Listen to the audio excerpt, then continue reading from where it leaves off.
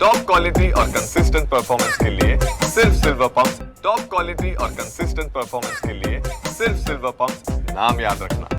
कर्नाटकाच्या समुद्रामध्ये कमी दाबाचा पट्टा निर्माण झाल्यामुळे संपूर्ण किनारपट्टीवरती हाय अलर्ट जारी करण्यात आला आहे।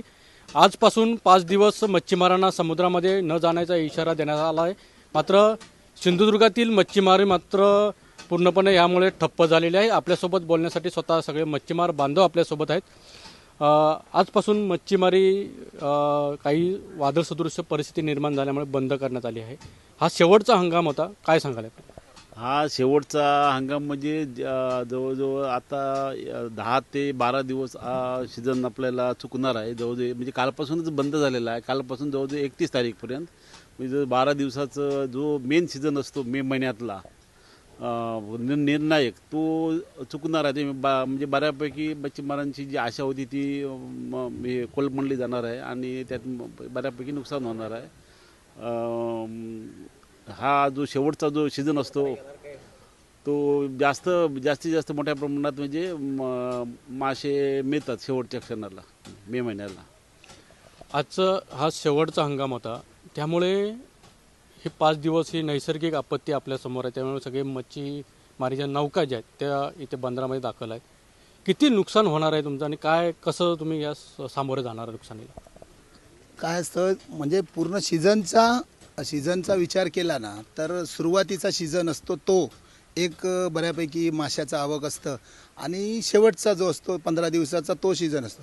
आणि नेमकं दरवेळी आता बघितलं तर हे वर्षानुवर्ष एक नवीन असंच काहीतरी तुफान वादळ काहीतरी येऊन आमचे शेवटचे दिवस असतात ते फुकट जातात। तसंच ह्यावर्षी आता मागच्या वेळी फयान वगैरे आलं, आता ह्यावेळी हे तुफान आलं त्याच्यामुळे तो तिकडे कर्नाटकात समुद्रकिनाऱ्यात कमी दाबाचा पट्टा निर्माण झाला, त्याचा इथे झळ पोचली आम्हाला।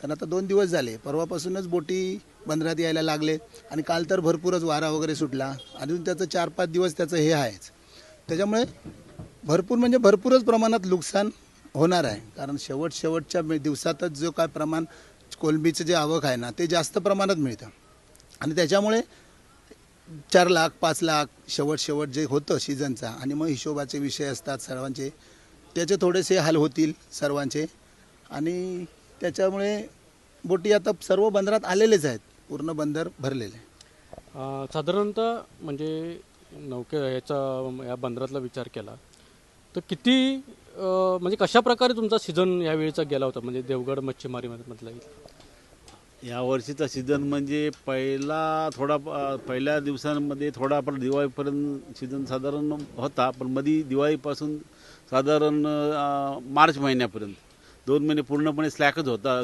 3 महिने पूर्णपणे स्लॅकच होता। त्याच्यानंतर एप्रिल मे हे एप्रिलमध्ये साधारण म्हणजे असं चाललेलं होतं। मे म्हणजे आमचा हा सीझनच असतो चांगल्या प्रकारे, पण हा आता त्याच्यामुळे लॉस झालेला आहे। हा सीझन चुकल्यामुळे बऱ्यापैकी सर्व लोक निराश झालेले आहेत की शेवटच्या क्षणी खलाशी लोक तांडेल लोक ह्यांना जे काय पेमेंट लास्टला द्यावं लागतं ते त्यांना एक आधार असतं, तर त्यामुळे बऱ्यापैकी त्यांची अर्थव्यवस्था कोलमडलेली आहे। त्यामुळे बरेच लोक आता चिंतेत पडलेले आहेत वादामुळे।